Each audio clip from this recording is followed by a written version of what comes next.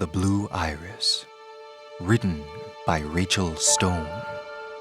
Narrated by Malcolm Griot.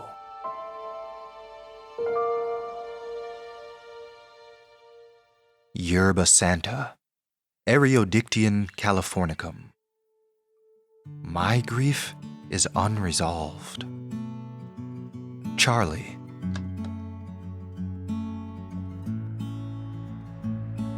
You start out thinking it's just one.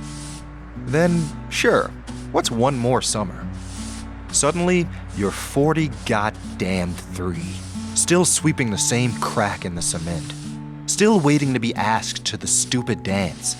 But the dance was long over, and the only place Charlie belonged now was in bed, alone, killing a pint of pralines and cream. The scissors hissed as Charlie freed a clump of flesh-colored cymbidium orchids from their plastic.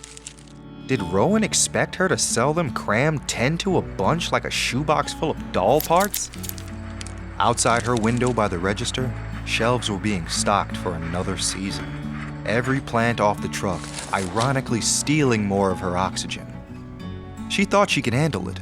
The start of planting season, her 28th, without the man under whose command the buds and shoots themselves had always seemed to unfurl. No, she never truly believed she'd have to. No matter how hard Sam tried to self-destruct over the winters, he always made it back, intact and on time, for spring at the Blue Iris. Back to her. Screw you, Sam. The mercury had only a few millimeters more to climb before the local gossips started pouring in. Once they realized their beloved flower frontman was gone, the whole neighborhood would be talking. 6.2 million souls in this bustling city, yet you couldn't drop a grande Americano on Morrow Avenue without 30 of them hearing about it. Charlie had none of the sordid details they wanted, but, like tuna sandwiches at a wake, they'd linger too long anyway, casually riffing on plausible scenarios, as if they were helping. As if she hadn't imagined each soul-curdling one 1,000 times already. When Sam's Chevy was found half buried in snow up by the cabin, there was still plenty of reason to believe the man who had run this place wanted to be gone.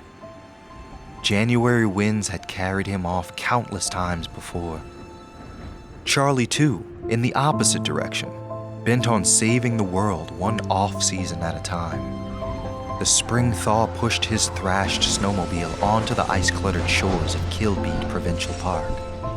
104.7 nautical miles downwind from the cabin, per Google Maps, and her stomach hit the ground like a rusty anchor.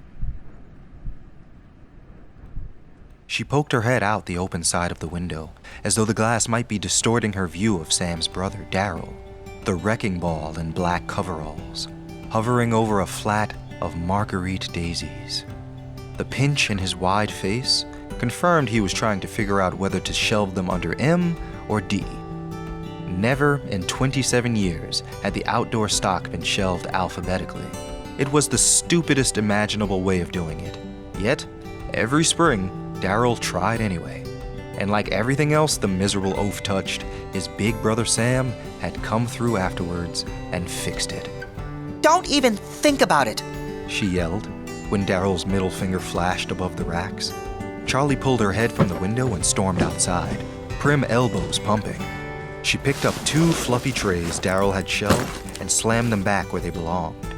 His arm shot through the air. Are you fucking kidding me? Charlie waved him off like a fruit fly, grabbing more flats. Daryl followed, the two of them shuttling the plants back and forth between the aisles. At last, he squatted, hands on his knees, and spat his words across the open shelving. It was alphabetical. Charlie met his stare, then raised an eyebrow. Since when? Daryl grunted. Right. Whole place never existed until Queen Charlie showed up. Feeling really in charge, aren't you? She poked. Sam would have been hovering by now, ready to quell another surge in this decades-long storm. Like you're Charlie's voice climbed, forcing her to stomp it. Like you're him.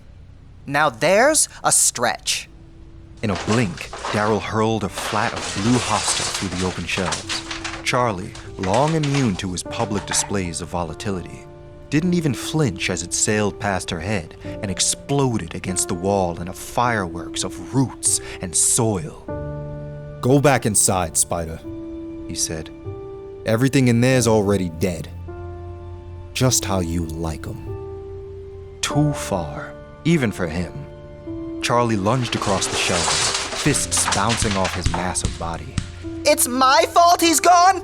Who stepped up when you abandoned that counter in the first place, huh? You made your own brother carry all of it! Again with this shit, He said, spittle flying. Sam the Saint. Everybody's fault but his. Like I didn't clean up my share of the mess? Like you've got one goddamn clue about any of it? Their eyes locked, infuriatingly. Charlie's lip trembled.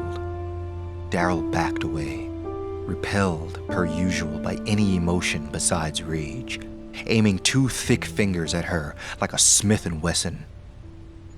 You keep the hell out of the way. Charlie, already half inside, tossed the reply over her shoulder. Yeah, I'll get right on that. Back to her cymbidiums. Charlie held a single stem to the light. 16 meaty blooms, veins the color of a newborn's eyelashes. A creature this majestic demanded to be showcased alone. Charlie would rewrap each orchid in its own sleeve, even if it took all day. Indeed, there were way too many here.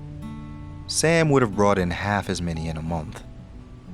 But did anybody think to ask her?